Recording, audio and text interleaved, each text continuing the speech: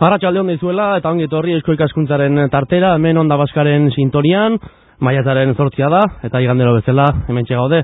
Solasaldi interesgarri bat egiteko prest. Gaurko honetan bere garaian euskal kultura eta euskara suspertu zituen belaunaldi bati buruz arituko gara. Aurten bete dira 75 urte, Jose Aristimuño Olaso, Aitzol bezala ezagunagoa denaren heriotzetik eta horrexegatik euskal bizkundea posible egin zuten gizon emakume haiek gogorakarri eta beraiei eskaini nahi diegu Eusko Ikaskuntzaren tarte hau. Eta, gai interesgarri honi buruz hitz egiteko, hemen txauzkagu gaurko gure solaskideak, alde batetik, Koldo Gordozuetik azetaria, arratsaldeon. Baita zui ere. Hemen txauko baita Lourdes Otaegi, literatura ikaslea Euskal Herriko Unibertsitatean, azken bere lanak gai honi buruz egintakoak izan dira. Arratsaldeon Lourdes. Eta beste alde batetik, telefonaren bestaldean daukagu Jose Mari Belez de Mendizabal, Jose Miguel Barandiaran Fundazioko lehendakaria. Arratsaldeon zuri ere, Jose Mari. Hola, kaixo. Hasteko, esan dugu, komentatu dugu lehen aurten izan dela Aitzolen heriotza 75. urte hurrena, eta, entzule asko koka egitezen, gustatuko litzaidake lehen bizi, Aitzol zer zen, zer suposatu zuen, eta, Errepublika Garaiko Euskal Pizkundea adituriko mugimendu hori zer izan zen, eta zer suposatu zuen Euskal Herriarentzat. Lehendabizi, beteko da hain zuzen heriotzaren urte hurrena datorren urriaren 17an, 1926ko urriaren 17an fusilatu zuten Hernaniko hilerrian Joseba Aristimuño Olaso, Aitzol apaiza eta euskal kulturaren gizon horia. Ze suposatu zuen Aitzolek eta belaunaldi horrek gure gizartearentzat pizkunde bat. Pizkunde nabarmena, eta hain zuzen hori da urte horren honetan edo gogora ekarri nahi dena ez, bai Aitzoli eta bai belaunaldiari euskal pizkunderen gauzatu zuten gizon emakumei egindako aitortza omenaldia bizitzari egindako nahi da ez, oroitza berpiztea da neurri batean zereginetako bat, beste Aitzolek eta belaunaldi guztiarek egin zuten lan eskerga eta handi guzti hori ez, segurazki esan dezakegu izan zala, momentu hori arte, Euskal Herriak ezagutu zuen belaunaldi bizienetako bat, biziena ez esateagatik, eta hainbat gizon eta emakume parte hartzen dutena bere horretan, ez? Eta neurri handi batean egin zioten Euskal Herriari egin zioten ekarria euskara, euskal kultura, herrigintzan eta askatasunaren alde nabarmena da eta nik uste gogoan ekartzeko moduko. Lourdes? Koldok nik uste lerro nagusiak markatu dituela. Belaunaldi hitza erabili du eta hori kontzeptu hori erabiltzen dugu justu gertakari historiko nagusien inguruko persona multzoak, alako aktibide kultural batean edo alako multzo eraginkor bat osatzen dutenak eta horregatik izan dugu gerra baita gertakari historiko garrantzitsu hori gerra aurreko belaunaldiaz, beste izenez ere olerkalien belaunaldia, edo Errepublikako belaunaldia, edo eta Aitzolen belaunaldia izenez ezagutzen duguna. Eta horregatik formula hori erabiltzen denean protagonismo nagusia ematen zaio Aitzol personaia. Jose Mari, zer zaio esateko? Ez, nik uste dut nahiko zentratua dagoela, ez da. Belaunaldi hori ere, noraino luza genezakeen ere goruntza hori ere agian pizkata aztertu beharko litzateke, ez da izan ere ez dira gauzak berrez sortzela egun batetik bestera, ez da. Hor bat zegoen olako mugimendu bat ere aurretik, ez? Eta horren arira etorri liteke zera, ez da, gero Aitzolen belaunaldi bezala ezagutu duguna, baina, printzipioz nik uste dute kokatzea erren ondo dagoela ez. Nola sortu zen mugimendua? Hitz gutxitan azaltzea zaila da. Arrazoi du Belez Mendizabalek esaten duenean, hau lehenagotik zetorren mugimendua dela. Gutxienez atzeratu liteke hori, beste gertakari historiko nagusi batera, hau da, Karlista gerrateen bukaeran foruen galeraren gertakari historikoraino atzeratu liteke. Momentu horretan hasten da, Mitxelenak bere historia literatura baskan esaten duen bezala, mugimendu bat gero pizkunde izen orokorraz bataiatu deguna. Gerrate Karlistaren bukaeratik, gerra zibilaren hasiera arteko epe luze hori. Ia 60 urte dira, eta hori pixkanaka gertatzen joan zen mugimendu sozial, politiko eta kulturala da. berpizkundea edo pizkunde mugimendu hori paraleloa da estatuko beste herrialde batzuetan, oidarren asensa fenomenoak indabar. Hor, mugimendu horretan faktore askok eragiten dute, sozialak tarteko eta kulturalen arloan hito nagusia da aldizkari euskaltzaleen sorrera eta elkarte euskaltzaleen sorrera hiriburu nagusietan, hau da. Mugimendu urbano bilakatzen da eta hiriburuetan sortzen dituen erakunde horietako batzuen kontekstuan sortzen da 1918an eusko ikaskuntza. Sociedad de Estudios Vascos deitzen dena, eta esango nuke hori dela hito nagusia. Periodo guzi horretan, gero gertakari nagusiako batzuk ekarriko ditun, nagusia, fundazio nagusia. Euskaltzaindiaren sorrera bera, handik urtebetera, ikaskuntzatik sortuta, eta egia da, hortik aurrera, mugimendu horrek indarra hartzen duela, eta neurri handi batean gainea, badauka holako konponente bat, oso berritzailea da, oso momentuko ideiekin eta kasu batzuetan gainea oso postura aurreratuetan dagoena, ez? Eta bestalde, ikusten importantea dela beste uztardura hori, ez? Hau da, urbanoa egiten da neurri batean. Bai, Lurdesek aipatu duen bezala, nik uste dut, atzetik zetorren mugimendu guzti hura ere, nolabait, ez dakit, erromantizismoz josita eta baita ere, agian esango genuke amateurismo batean ere, ez da, nolabait kokatua zegoela mugimendu hura. Gero aipatzen du eusko ikaskuntzaren sorrera, nik uste dut eusko ikaskuntza eta sortzen dela eusko ikaskuntza sortzen dela nolabait, halako, zorroztasun bat ipintzea arren, bai euskal gintzan edo bai nolabait euskal kulturaren inguruan edo zientziaren inguruan ere, ez da, pizkate ordura arte amateurismo edo zaletasunez eragindako ikerketa eta lan horretan nolabaiteko zorroztasuna edo rigor zientifiko nolabait ipintzea arren, ez da. Eta hortik ondorioztatzen da gero gainontzeko guztia. Aipatu amateurismo kultura guztietan beharrezkoa da, zer esanik ez, bestela ez genuke aurrera ekingo. Baina nik uste eusko ikaskuntza datorrela pizkat hori, ez da, intelektualitate horren bitartez nolabaiteko zorroztasun zientifikoa ipintzea, ez da. Eta nik, bai, abiapuntu edo kokagune gisa nik bai eusko ikaskuntza ipiniko nukela, baina horren aurretik ere aipatu behar da eusko ikaskuntza sortzen dela, baina hor bazibiltzala ere personaje batzuk gero hor bete-betean sartuta egongo direnak. Naiz eta igual kutxetan aipatu den pizkundearen belaunaldi honetan, ez? Eta dira zuzen nik bete aipatu ditut Jose Miguel Barandiaran bera eta Manuel Lekona, ez? Manuel Lekona eta Jose Miguel Barandiaran 1914an ja azten dira ja euren zorroztasun zientifikoa nolabait ezartzen Gasteizko apaiztegian, eta horretatik ondorioztatuko da sekulako belaunaldi aberatsa. Eta hain zuzen, izugarrezko hartu emanak izango dituena, ez? Eta hain zuzen, nik uste gaina, aipatu duzun seminarioa, Gasteizko apaizegia, oso gune importante izan zala guzti horren zabalpenean, ez? Eta Aitzol bera hortik pasazan, eta berarekin batera beste hainbalagun, eta egia da gaina, gero guzti hauek lanean segitu zutela oso esparru desberdinetan, baina hartu emanak zituztela beraien artean, eta gaina ere intzutela neurri handi batean mugimendu guzti hori, ez? Eta gaina hor badago beste komponente bat nik uste gogoa ekartzeko, eta da, honek badaukana, eta da, lehendabiziko aldiz olako era programatu batean eta antolatu batean egiten da, ez? Hor, euskaltzaleak izan daiteke guneetako bat, eusko ikaskuntza den bezala alde teorikoan eta prestakuntzan eta jorratze guzti horretan, ez duz? Bai, arrazoi duzu, eta bilen artean izendatu dituzue, batetik amateurismoa eta bestetik seriotasun zientifikoa, organizazioa, antolakuntza, eta nik uste dut horretan dagoela gora bera. Hau da, erakunde euskaltzaleak lau hiriburuetan sortu ziren bezala, eta hor badira izen garrantzitsuak hor lan egin zuten, bai dira aldizkari batzuk, revista Rief esate baterako, edo edo zerak Barandiaranek eta Lekuonak eta bultzatu zuten irakaskintza modelo horrenak.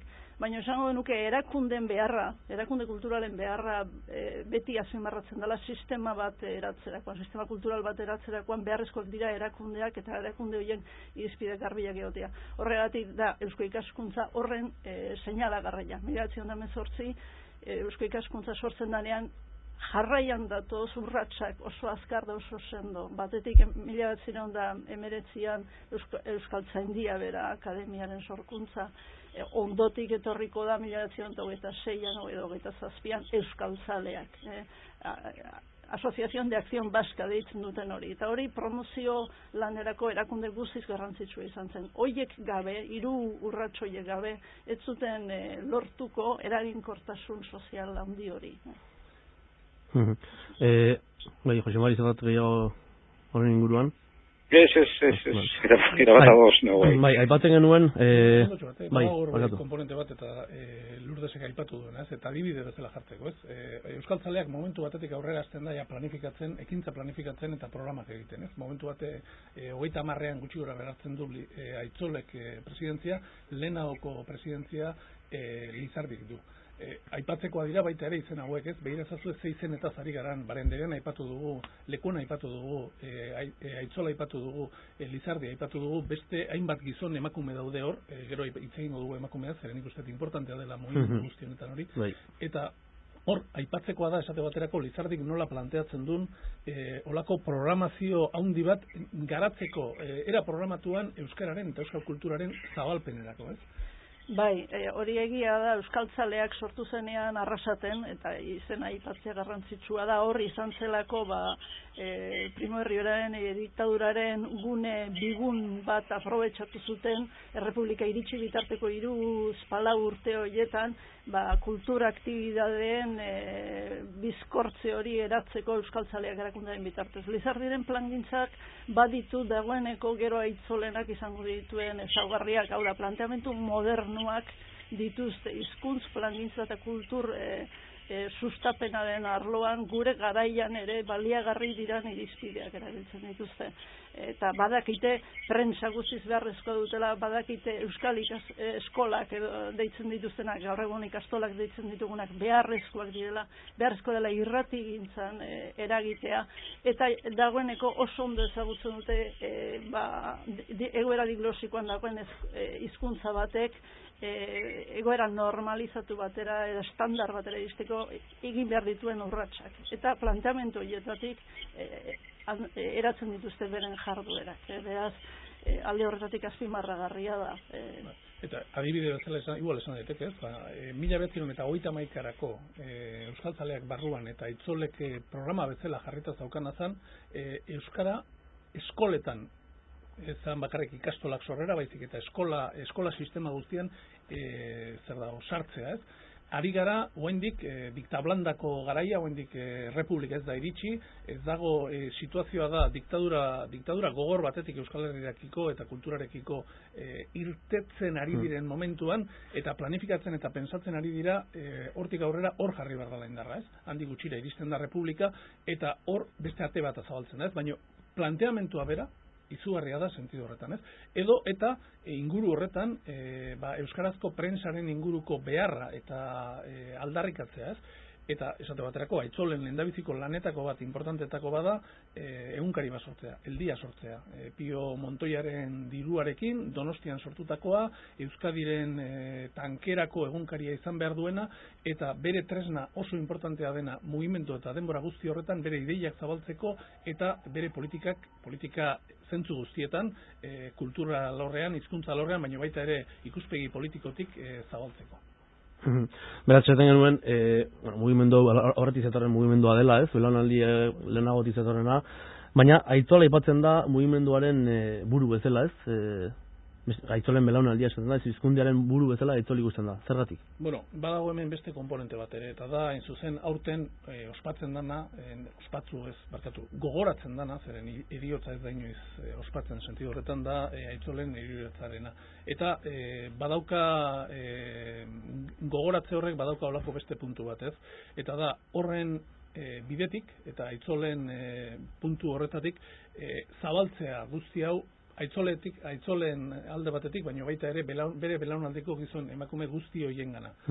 Badauka edozein kasutan aitzolekor protagonismo importante bat, eta protagonismo hori da alde batetik zemotatako lana egin zuen eta ikusita nola funtzionatu zuen.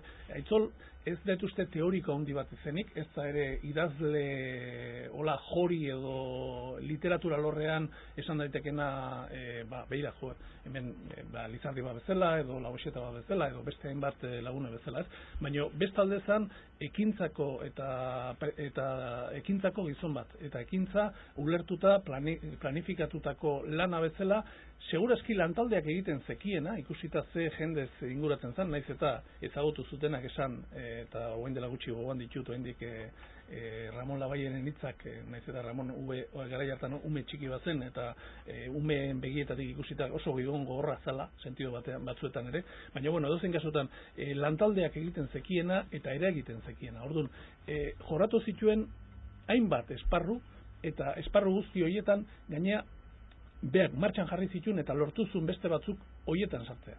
Eta batzuk aipatzearren, zer dau, euskara, euskal kultura, euskararen alorrean, literatura jantzian eta olerti egunak neurri handi batean berak bultzatutako ideia da, baina momentu batetik aurrera baita ere herri literaturarena eta bersolaritzaren ingurukoa, eta bere mugimendutik eta berarekin batera lan egin zuten, Teodoro Hernandorena edo Joseba Zubimendi edo beste hainbaten bitartetik dator lehendabiziko bertso txapelketak eta hor egindako lana,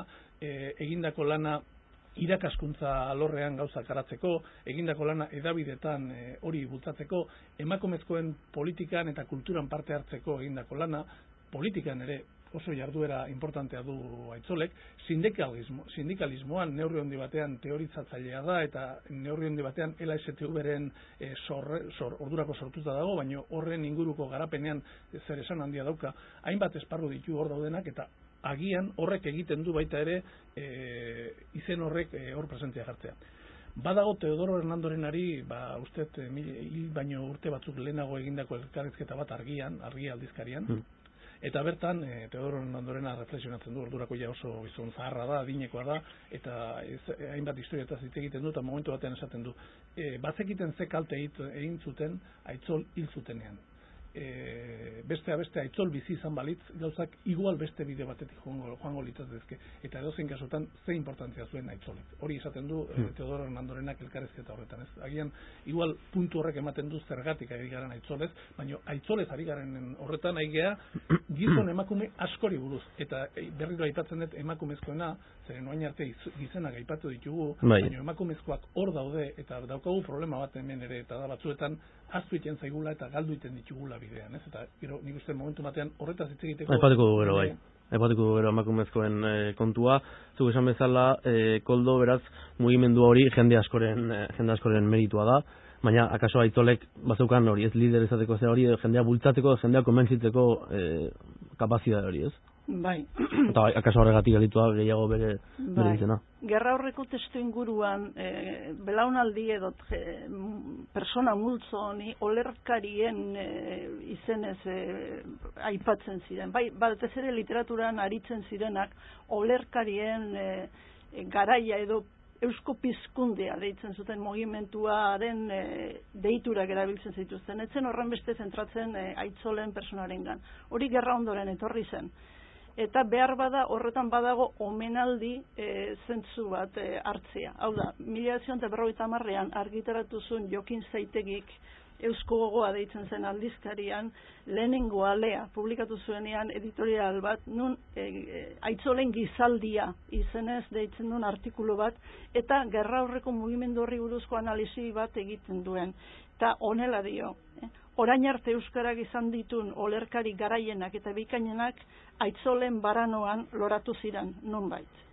1930 urtetik 36 arte, 7 urteok benetan harrigarriak izan zenitun euskal olerkarien onerako. Nik uste 7 urteok betirako goragarri izango dirala eusko olertiaren edestian. Hori dela eta nolabait izendatu eta sailkatu beharta, aldi hori aitzolen gizaldia izendatu dezakegu. Aitzol izan baikenun guztion eragile eta zirikatzaile. Beraz, zaitegik egiten du analizia.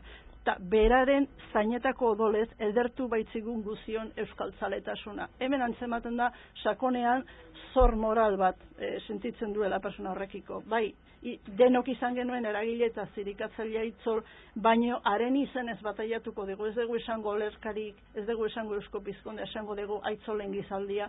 Aitzolek, norabait esateko, oso garesti ordaindu zuelako bere konpromiso hori. Eta sakonean hori dago, dena dela, zuk begiratzen badituzu euskal literaturen historiak eta ja ez da formulazio behin ere gehiago erabiliko. Oso zaitegirena da formulazio, eta agrezkero beti olerkarien belaunaldia, Republika Garaiko belaunaldia, Euskal Pizkundea, izen orokorraz, askoz ezagunagoa da. Jose Mari? Nik izuri nuen zera, lehen koldok mandako definizio batea, gestio gizona eta Aitzol, eta pixkate zera lidergoa edo nola baitera man duela. Gogoratu behar da, eta lehen ere komentatu dugu, Aitzol pasatu zela Gasteizko seminariotik, ez? Eta Gasteizko seminarioan zen, garai hartan, 1920an edo zen, ekintzarik importantenetakoa zen misioetako idazkaritza. Misioetako idazkaritza Eliz Barrutikoan, orduan garai hartan bakarrik Eliz Barruti bat zegoen, ez da Gasteizkoa, baina bera zen idazkaritzaren zuzendari, ez da. Eta apur bat horretan jorratu dugunok, eta ikusi dugunok zenolako lana egin zuten idazkaritza horretatik, Aitzolen zuzendaritza pean, argi eta garbi ikusten da, hain zuzen, gizon ura ez zela lider bat, ez da. Lider bat, berak bazekielako nundi jo behar zuen, berak bazekielako erakusten bestiei zer egin behar zuten, eta baita ere beraren gana eramateko hainbat eta hainbat persona. Eta lehen komentatu dut zera lekona, eta berriz ere zen behar dut. Hor badago tanden bat, egun horietan edo urte horietan lan egiten dutenak, eta dira Aitzol eta Lekuna, eta beraiek ataratzen zuten, idazkaritza horretatik ataratzen zuten aldizkaria, gure misiolaria izeneko aldizkaria, ikaragarri ona da, eta biei zor zaie gehien bat, zehari Aitzoli eta Lekunari. Aitzolek erakutsi zuen urteietan etzegita hainez 1908 hortzen nuen. Eta hor erakutsi zuen lider bat zer. Lider baina erakutsi zuelako berak bazekiela egiten, baina baita ere erakutsi zielako bestiei nola egin behar zuten eta erakartzen jakin izan zuen bestiak. Eta sekulako, eta gero funtzio horrek iraun zuen gerraterarte, eta orduan naiz eta Aitzol kanpuan zegoen, ez da. Baina bai egia da Aitzol lider badela. Horren arira aipatzen da, nik esaten irakurri bentat, esaten da, ez? Duela 115 urte jaio ginen, esaten da, ez? Bera, duela 115 urte jaizarako. Hori liburu bat edo zerbait bada, ez? Ez da, Andu Lertxundik egindako reflexio bat, hoi baino pixka luzexeagoa da, zen lotzen da beste gauza batetik, ez? Horren arira dago, ez?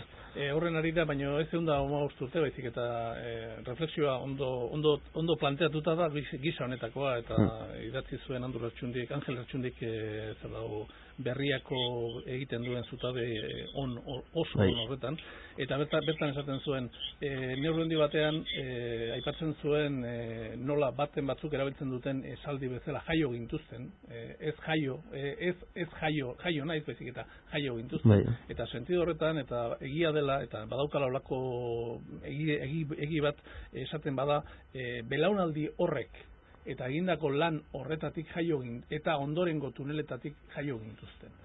Badagoela hor olako bide bat, horazten ez dena, lehenagotik, baina hauek egindako ekarri horretatik, ekarri hori gabe, neurri handi batean gaur egungo egoera eta ondorengoa ezin delako ulertu naiz eta egon hor olako haustura izugarri bat, gerrak suposatu zuena eta Aitzolen kasuan bizitza kostatu zitzaiona, baina gure memoria historikoan ere olako haustura edo belaunaldi arteko haustura txiki bat ere gertatu zen gerra zela medio eta tunela ere hor dago eta noski ondoren egindako lan guztia ere hor dago. Horren arira, erantzinen nuke berezitasun bat, esaten ari zaren horren arira, alegia Koldo Mitxelenak egiten duenean Euskal Literatuen historia, Aitzolen garaiko belaunaldi hori olerkarien mugimendua edo Euskal Pizkundearena ez du gerrarekin amaitutzat ematen.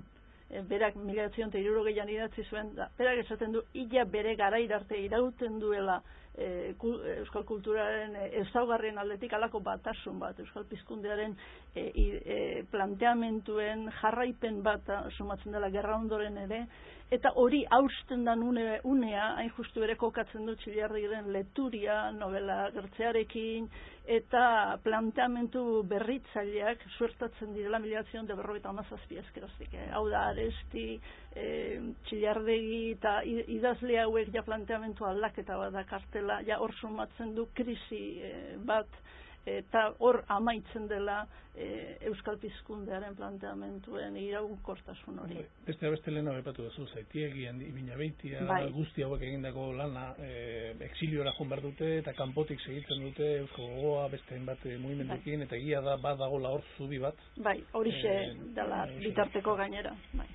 Ez, nik aipatu nahi nuen, gertatuko duzu berriz ere atzera horre eskutaskuntza aipatu da, eta komentatu behar da, esate baterako, Lizardi bat izan zela, eta eskutaskuntzako ejecutibakoa. Ez dizu ondo entzuten, Jose Mari? Ez dakit telefonarekin bat izango dugu. Bai? Bai. Ez, esan nahi dut, lehen aipatu dugula, euskal ikaskuntza eta, Pizkundiaren sorrera nolabait edo abia puntua, edo, hor bentzat kokatu inguru horretan. Lizardi izan zen euskal ikaskuntzako ejekutiba egon zen zerien, ezta? Aitzol eta horixe ere izan ziren kideak, eta jente asko eta asko. Horma dago 1922an, euskal ikaskuntzaren 3. kongresuan, eta 3. kongresu horretan Gernikan egiten dena, da euskara eta irakaskuntza. Eta hor hizkuntza sailak, kongresuko hizkuntza sailak, egundoko eskabideak edo egiten dizkio euskal gizarteari, ezta. Euskararekin lotutakoak. Eskabide horiek edo planteamendu horiek gero, handik 80 urtera plantatu ziren berriro Gernikako estatutuarekin. Hau da, kongresu hartan nolabait esatearren aurreratu egin ziren, ezta? Aurreratu egin ziren, edo behintzat, edo beharkizunak, 80 urte lehenago ere antzerakoak ziren. Eta personaje hauek, hori bera eskatzen zuten, bai irakaskuntzan, bai administrazioan, bai erlijioan, bai, hau da, gizartearen kapa guztietan, ezta? Eta nik uste dut, hori ere nolabait aipatu behar dela, ezta? Literaturaren arloan ez ezik, baita ere, bizitza normala egiten duten esparru guztietan, ezta? Eta nik uste dut hori aipatu duzu, hil egin zirela nolabait edo bukatu egin zela euren, batez ere literatura sailean edo ibilitakoen arrastoan nolabait Leturia edo Txillardegiren novela gintzarekin, baina geroago bizi zeuden oraindik ere, 1922an belaunaldi honek edo personaje hauek eskatzen zutena. Bai, eta ni uste nabarmena dela hori gainera, zen lehenago aipatu du bezala, azkenean benetako premiei saiatu ziren aurre egiten, ez? Eta hainbat alorretan, aberrigintzan, herrigintzan, gizartegintzan. Eta sentido horretan, Eusko Ikaskuntza azkenean sortu zen neurri handi batean Euskal Herriko Unibertsitatearen aldarrikapen moduan, eta aldarrikapen hori bideratzeko eta horretarako egiteko. Lortu zen oso hilabete gutxiren buruan mantenitu zana lehendabiziko Eusko Jaurlaritzak osatutako zer da unibertsitatea, gero eten nintzen eta urte asko behar izan zien berriro Euskal Herriko Unibertsitatea izateko, ez? Baina hoi bezala, hor landutakoa eta egindakoa kontuan hartzekoa da, zeren beste hor egia da, hau da, nahiz eta egitura batzuk esortu, esate baterako euskarazko egunkaria ere izan zen beste aldarrikapen bat eta landuzana, hor esate baterako Lizardik planteamentu oso bat egintzun, gaina badirudi egintzala baita ere zenbaki zero edo konsideratzen da horietako bat, eta baita ere egin zien kalkuluak zenbat kosta zezaken da dena, hori momentu batean eta belaunaldi honetako beste kide batzuk bultzatuta gerra garaian eguna izan zen, 6-4 hilabete iraun zuen euskarazko lehendabiziko kazeta Euskal Herrian egindakoa eta egunerokoa lehendabizikoa, zeuden lehenago ez egunerokoa zien euskarazko kazetak noski, eta irratigintza alorrean ere Joseba Zubimendik eta Ander Arzeluz eta Aitzol Berak eta Lizardik eta beste batek bultzatutako lehendabiziko irratigintza programazio antolatua egintzan denbora horretan, 32tik eta 36 iraun zuena, astero ordu bete, pagatzen zana, hau da, alkilatzen zan ordua Unión Radio San Sebastianen eta beraiek egiten zuten programazio hori, eta lortu zan irratigintzan lehendabizikoz olako programazio antolatu bat, irratsaio antolatu bat euskarazkoa balio zuena komunikatzeko eta hainbat gauza egiteko eta bide horretatik egiteko, begira ezazu ez gauzetaz ari garen, zenbat denbora behar izan genuen berriro olako horiek egiteko, baino hori lan guzti hori hor dago, edo kuadroak sortzea, bai gizon eta emakume prestatuak irakaskuntzan aritzeko edo beste hainbat esparruetan aritzeko, esate baterako komentatzen den gauzetako bada, nola momentu horretan hasten dien lanen iaia enfermeria eskola baten tankerako gauzak eratzeko, eta zoritxarrez azkenean hor prestatutako hainbat emakume bere lan hori egin behar izan behar zuten ondoren gerra piztu zenean benetako egoera oso larrietan, ez? Holako gauzak, ez? Esan eta azkenean badago hor etzan hautsi, eta desde luego eraindako guzti hori hor dago.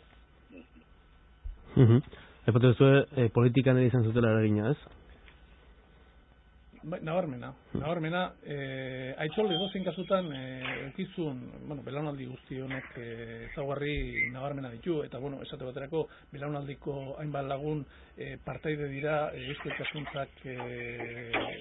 Ikaskuntzaren estatutua ezagutzen den horren bultzatzean, hau da, 31an Republika Hasi Berrian, 31-32an Republika Hasi Berrian egiten den lehendabiziko autonomia estatutuaren saiakeran.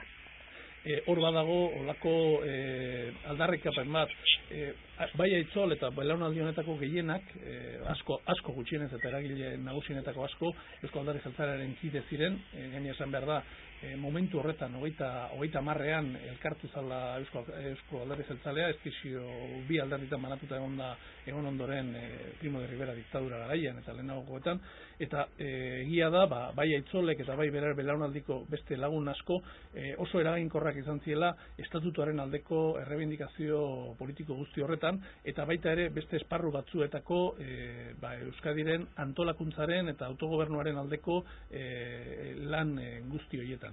Edozein kasutan, Aitzolen kasuan badago olako etenaldi bat, 33an Republika jartzen du debeku bat apaizei politikan zuzenean aritzeko, eta berak ez du uste inoiz politikako ikuspegi hori, baina bere postura gehiago dijoa gizarte alorretik eta beste alor batzuetatik, agian igual debeku hori hor bitartean dagoelako. Lehenago aipatu duzun Euskaltzaleak erakundea eta Eusko Alderdi Jeltzaleko partaide asko zuela hor tartean, nik zehaztasun bat eginen nuke, hori horrela da, hori datu objektibo da, gogoratu besterik ez dago Lizardi Gipuzko buru batzarreko zela idazkari nagusia zela 1910 arte, beraz, hori hor bertan dagoen datua da. Hala ere, iturri ezberdina konsultatzen badira, garbi dago Aitzol bera oso arduratsu ibili zela Euskaltzaleak erakundea kutsu politikoz ez tintatzeko. Bai Manuel Lekuonak, La época de Aitzol deitzen dan idazlanean, bai Antonio Elorzak La ideología del nacionalismo vasco deitzen dan historian, bai konsultatzen daitezken iturri guztietan azpimarratzen da neutraltasun politiko nabarmenaz markatu nahi izan zuela euskaltzaleak erakundea. Bai baitzekien mugimendu euskaltzaleak abertzalez gain joera tradizionalista edo karlista edo monarkikoa zuten beste hainbat ere beharko zituela bildu, eta horregatik saiatu zen bereziki euskaltzaleak ez kutsu politikoz tintatzen. Bueno, aipatu nuke baita nabarmendu behintzat, zuen ustez zintzu ziren ezaugarri nabarmenak, belaunaldietako jendearen ezaugarri nabarmenak, pertsona bezala ezaugarriak, baloreak, alegia.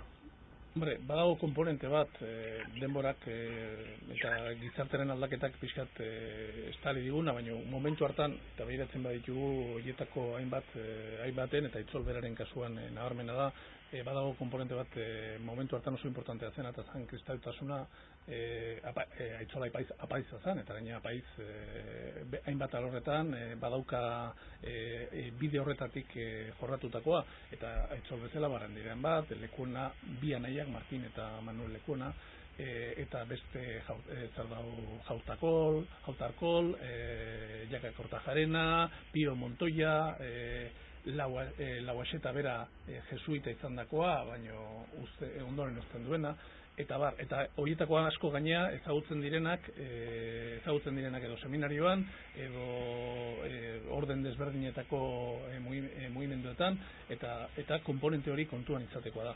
Hala ere, egia da baita ere, esan behar da baita ere, ez direla integristak sentido horretan, eta kristautasuna ikusten dutela garai hartako era progresistenean, eta oso lotuta abertzaletasunarekin, eta baita ere beste hainbat esparruekin, ez? Eta gero beste komponentea abertzaletasuna ere nabarmena da belaunaldi guzti honetan, eta gero berritzaileak izatea hainbat alorretan, ez? Bakoitzak berean nahiko harremanak zituzten, belaunaldi formatua da, naiz eta kasu batzuetan formatzeko bidea apaiztegiak izan, eta kontuan izan bada momentu hortan ez dagoela unibertsitaterik, baina badaude baita ere beste intelektual mota batzuk hor daudenak, ez? Eta gero berriro bueltatzen naiz, eta nik uste mugimendu honetan oso importantea dela emakumezkoen presentzia. Emakumezkoen presentzia aktiboa eta eragina, eta Aitzol beraren lineetako bat, eta ez Aitzol bakarra, Lizardik ere hainbat esparrutan ikusten du behar hori, Lauaxetak ere eragiten du, beste hainbat lagunek ere eragiten dute, emakumezkoen parte hartzea alor oso desberdinetan. Esparru desberdinetan, ez?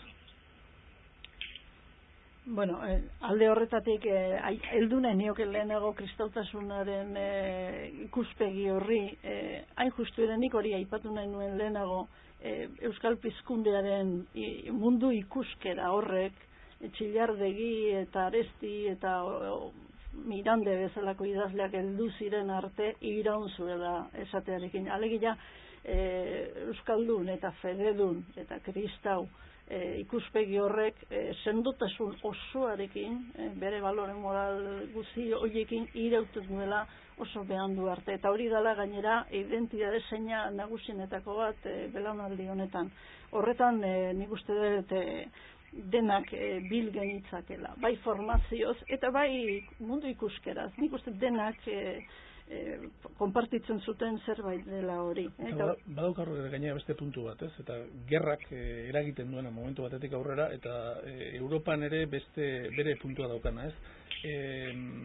Belaunaldi honek, lehenago aipatu dugu, ikusten duela erlijioa ez zera integristan, eta abertzaletasunarekin lotzen duela, ez? Eta agian horregatik da, eta beste hainbat gauzengatik da, baina egia da, hau dela, esate baterako, gerra zibila neurri handi batean izan zen, Elizaren aldetik izan zen kokapena, Espainiako Elizarena nabarmena izan zen leku batean, hau da, armatan altxatu ziena, Republikaren kontra altxatu ziena horretan.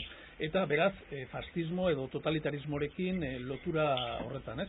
Europan gertatzen zen, esate baterako, Italian bertako kristau batzuk eta fascismoak ez daukatela oso hartu eman ona, beste batzuk agian igual bai, baina batzuk ez, Alemanian gertatzen zen nabarmena bazegoela olako frente bat kristautasuna eta nazismoen kontra, baina Espainian gertatzen zen Elizak bazaukala olako komponente oso tradizionalista eta tradizionala jotzen zuena integrismo alde horretara eta fascismoetara.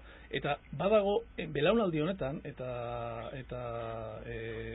momentu politiko horretan olako puntu bat oso interesantea dena sentido horretan, ez? Hau da haustura momentu horretan,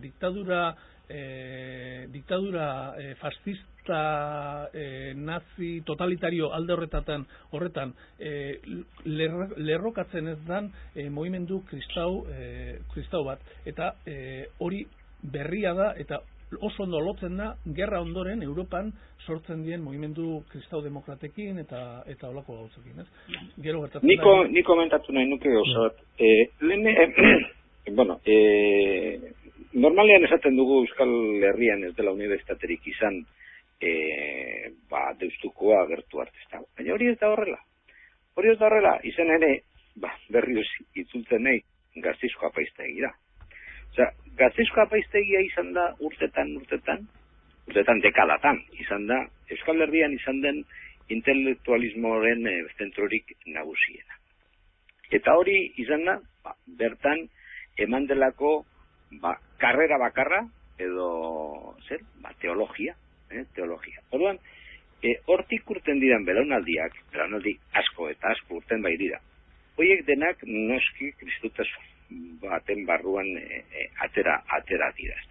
Eta orduan, beraien aldetik gero hori islatu ahal izan duten bai literaturan, bai bizitza arruntean eta hori kristautasunez beteriko geruza batean edo baten gainean islatu dituzte euren ekarpenak euren lanak, ez da.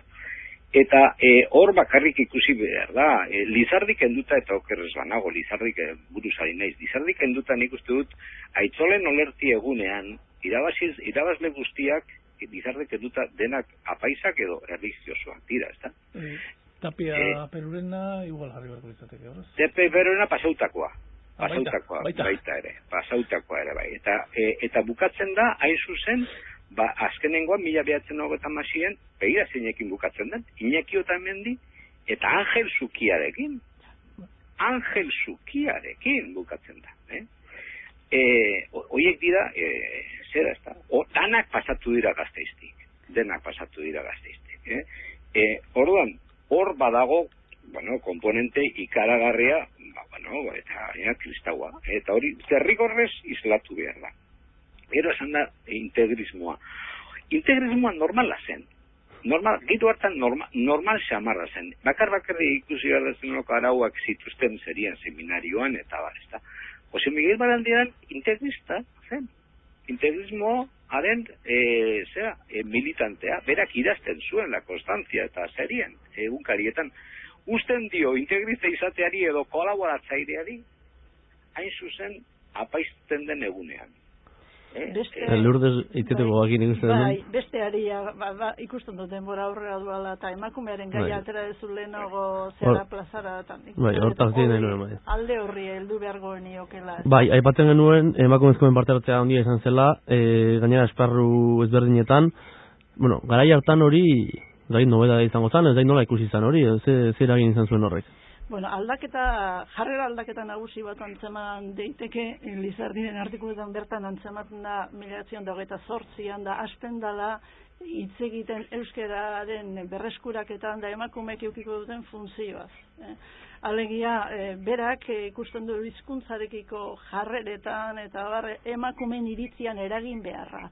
Eta bereziki antolatzen ditu ekintzak eta emakumeek parte hartu dezaten euskararekin konprometitu daitezen hizkuntzaren transmisio baizegoen jokoan. Eta orduan ama eta familiako hizkuntzaren determinatzaile izan zitezkeen neurrian emakumeak mugimendu euskaltzalean integratzea interesatzen zitzaion.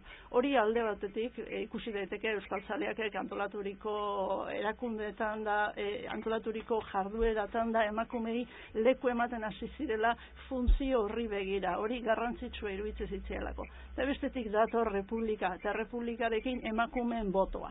Eta bigarren faktore hori ere oso garrantzitsua da. emakumeak aldeko edukitzea eta beren botuekin kontatualizatzea importantea bilakatu zen alderdientzat, eta dudarik gabe horren ondorioz etorri zen emakumei plataformak eskaintzea sariketetan parte hartzeko, errezitaldietan poemak irakurtzeko, hitzaldietan, mitinetan izlari izateko eta bardabar. Hortik dator, leku hartze bat dudarik gabe zea hoien izenean datorna, hizkuntzaren berreskuraketaren izenean datorna, batetik eta bestetik boto politikoaren aldetik. Eta hor, esate baterako oso aipatzekoa da, ikusteko ze eraginkorra izan zen, lehendabiziko aldiz boto eskubidea Republikan eman zen 34ko bozketatan, hori izan ziren, hain zuzen, eskubiak irabazi zituen hauteskundeak.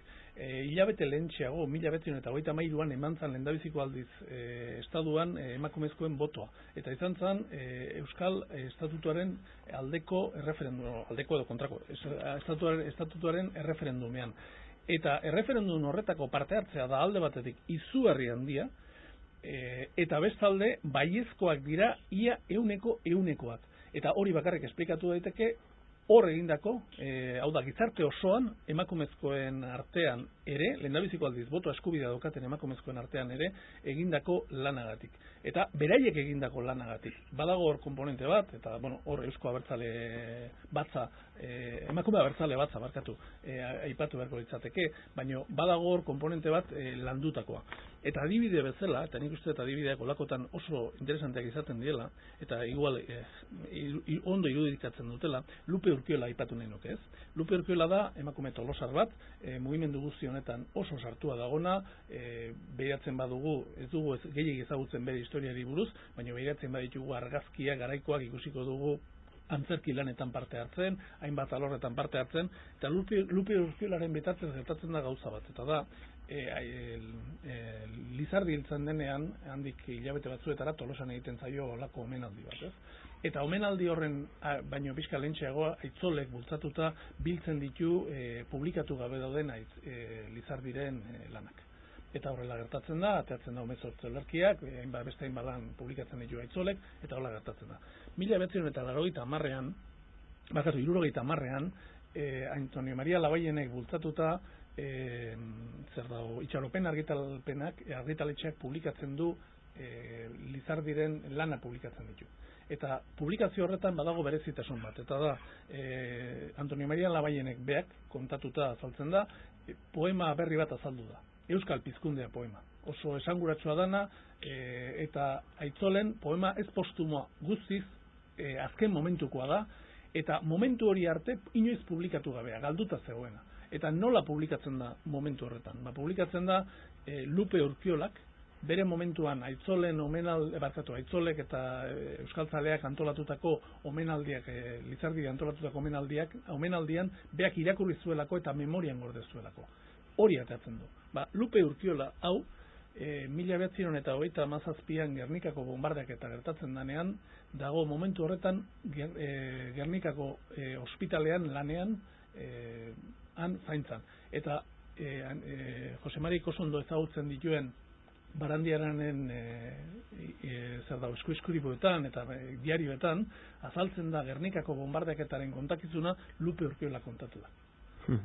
Beira zazue, ze movimendu, ze puntu, eta persona bat da. Persona hori bezala asko eta asko daude, zoritxarrez gertatu zaiguna da, gizonezkoen kasuan hainbat izen ahaztu egin zaizkigu, ahazturak lausotu dizkigu, baina emakumezkoena nabarmena da. Eta emakume anonimoak, izan ere, Eusko Ikaskuntza bigarren kongresu egiten duenean Iruñan, 1920an, horren ondorioz, Eusko Ikaskuntzaren bazkidegoa aberazten da 175 emakumerekin, sartzen direnak, eta lan egiten dutenak handik aurrera modu positiboan, eta beti esaten dugun albirati pitria besteak beste, ezta.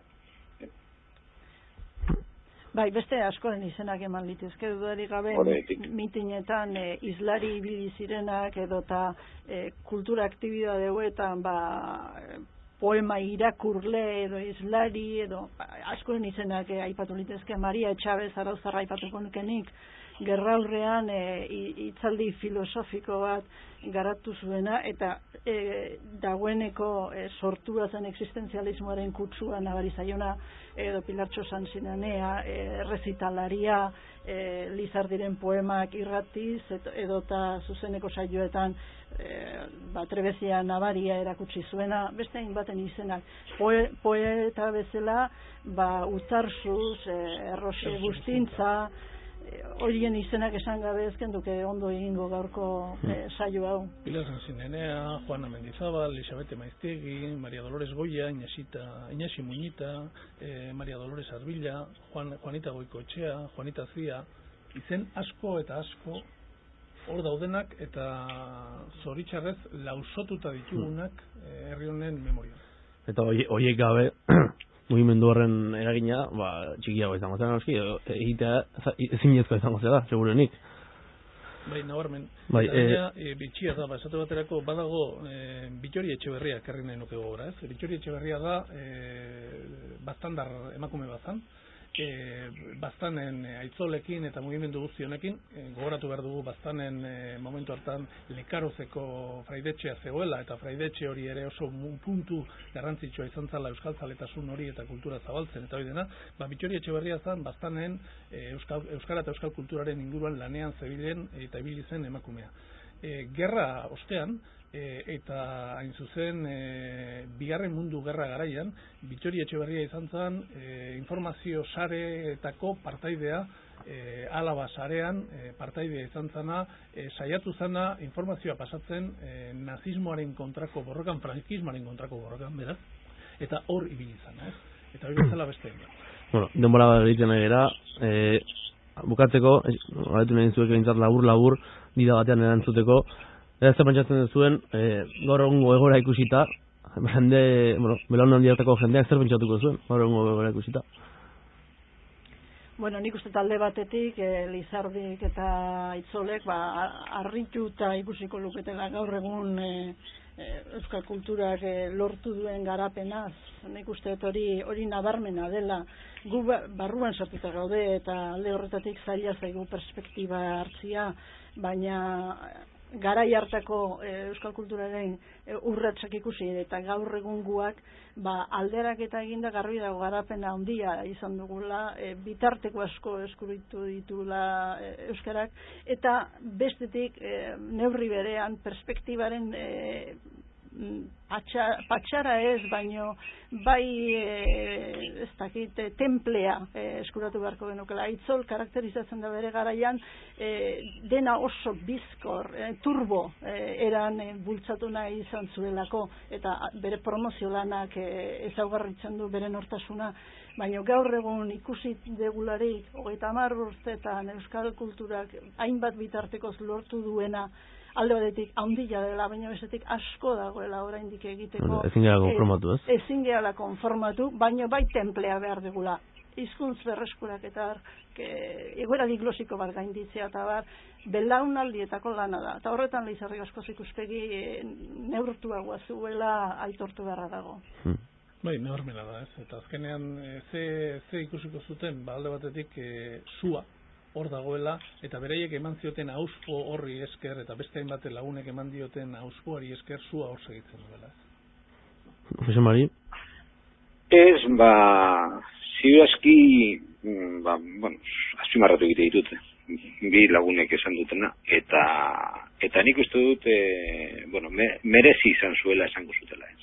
Beraien esfortzuak ere merezi izan zuela ez. Eta horrekin geratuko nintzatekeni. Bueno, denbora juntzen zaigu, dida batean, oso gutxi egiten zaigu, eskerrak eman, 60 hemen egoteagatik, Koldo Arduzgetik azetariari eskerrik asko, Lourdes Otagiri ere eskerrik asko, eta Jose Mari Oletan Izabal eskerrik asko, telefonoan bestaldean egoteagatik, zuei. Eta, euskarari eta euskal kulturari inbeste eman zioten belaunaldi honi buruz hitz egiteagatik, interesgarria dela iruditzen zait, eta euskal pizkunda dituriko mugimendu horri buruz hitz egitea, eta Itzol figura ez dela ardetekenari buruz hitz egitea, nik uste interesgarria dela, gaur egungo gauza asko, berai zor diegulako nola baitez.